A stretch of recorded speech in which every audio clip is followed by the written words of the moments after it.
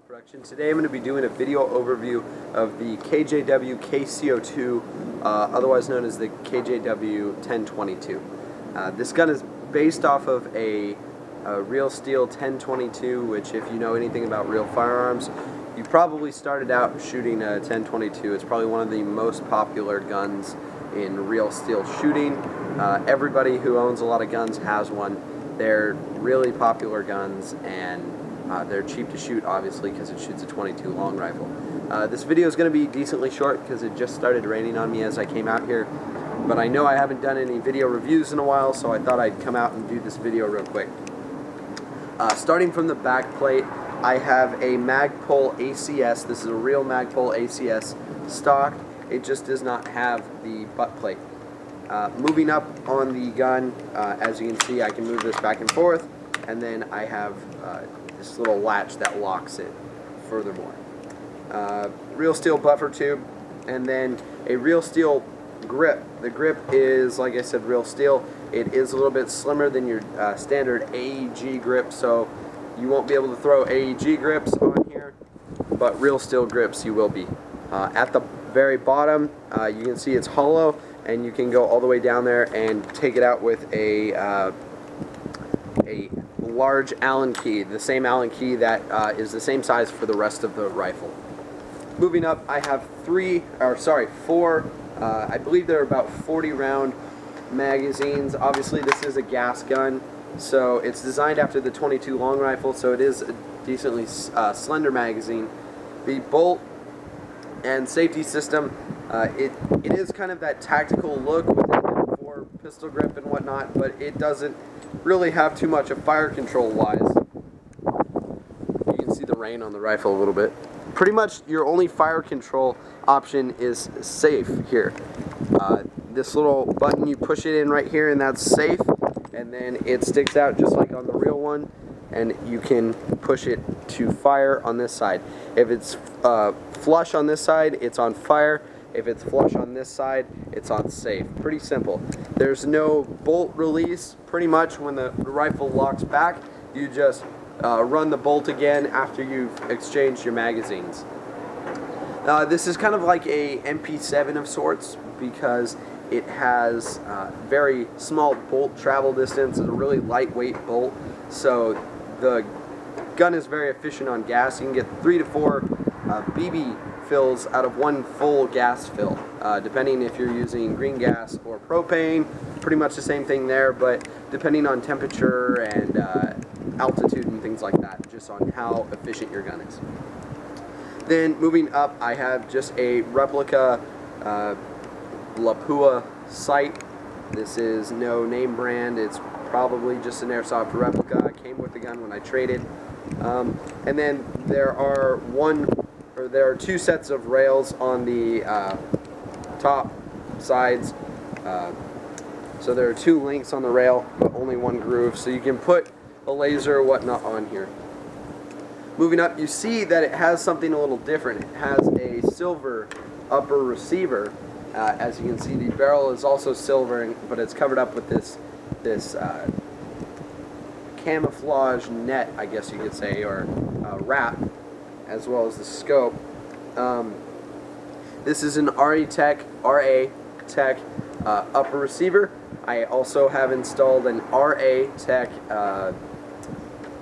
6.01, I believe, tight bore barrel, and a maple leaf hop-up bucking. So this thing, I can reach about 100 yards with this with a 3.0. 3.6, it's going to be a little bit more accurate, but you're dropping your range the higher your BBs go up. So it shoots about with a 2.0, about 430 to 460. That's your range. It's a gas gun, so you're going to have that little bit of range. The magazines I use in it are not the CO2. I do not like CO2. I like green gas / propane. If it's windy out, I suggest you using the 4.3s. Those will send your BBs really straight, but you're going to have your hop-up cranked up all the way, and it's going to shoot a little bit less than 100 yards. But this gun is super accurate with these upgrades. Very good range. I'm very pleased with it. Then I just have an angled foregrip here, as well as a bipod. Normally I would never run a bipod and a a grip of sorts, but just due to the versatility of this rifle, depending on your play style, your engagement distances, just depending on a lot of factors, it's really lightweight for what it is, especially with how heavy the magazines are. So I like to keep it versatile.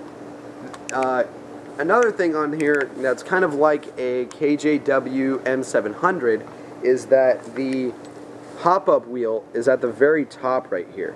This little dial inside of your scope rings here, that's your hop-up.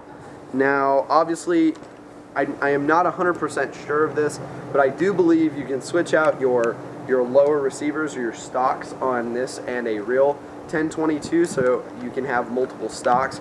I am going to try that one of these days with my 1022 and see if I can get my wooden stock on here. All these screws are in the right place. I just don't know if there are any molding issues or whatnot. But that would be a very cool thing to have, a kind of a tactical look on my real 1022. Obviously, California, I don't have big 40-round magazines. I just have little 7-round, I believe, magazines. But moving back to the airsoft gun, I really like this. The dial is just not very tight, so one shot may be a little up and down, so I might put a little retention screw on the side of it and tap that in just so I can make sure it locks in, because right now I have it zeroed for 3/0s and it's doing really well even with the wind out. So now I'm just going to show you how fast I can run this rifle. Very, very fast, very efficient. Like I said, it's decently cool out right now, so you'll see how it reacts to the cold temperature, and it's a very good rifle. I really like it. One thing that I do want to get is some angled iron sights for it though, so I can go from my 3 to 9 power scope to some iron sights. Not straight iron sights on the side, but kind of the counter or canty angled. So here we go. Safety off.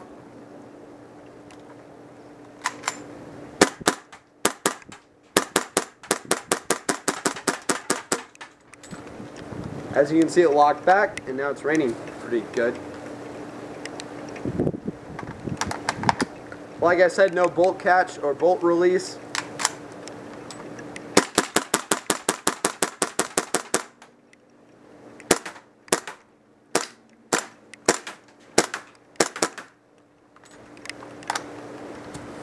So I'd say it's about 55 degrees out, which is a decently cold temperature for airsoft.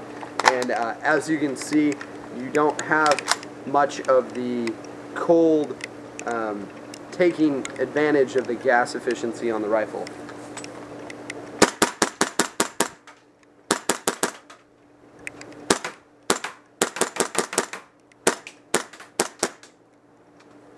Another thing that's kind of different about this is that once you have released the bolt on it, after it's been dry firing, you can go back, or after it, not dry firing because it doesn't really dry fire, but once you release the bolt, like I said, once you release the bolt, you can start to dry fire like this,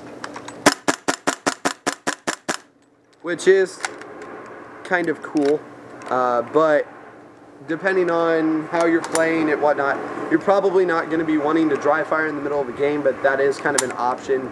You know, oh, I'm going to show my friends my gun and how it works. Another different thing about this rifle is the safety. I mean, not the safety, the magazine release. Once you pull the magazine release, your magazine comes out, obviously.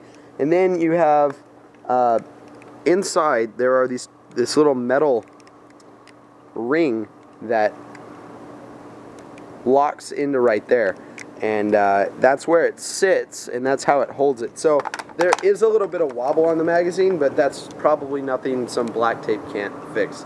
So I'll be getting more into the sniper loadouts.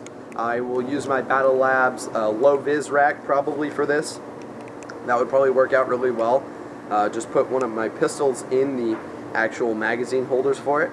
So be looking for more videos on this. This rifle is very cool. It's got that tactical look, but it's got a long range, and it's decent. It's really accurate. Probably one of the most accurate guns I've ever had. The next thing I'm going to do is see if I can get some sort of suppressor adapter so I can put my foam-filled Tokyo Marui suppressor on here, because the pop is kind of loud, but the bolt isn't. So that's just another thing I'm going to work on. But I did trade for this. I threw a couple of my parts on here, and let me know what you guys think. Thanks for watching, guys. I'm out.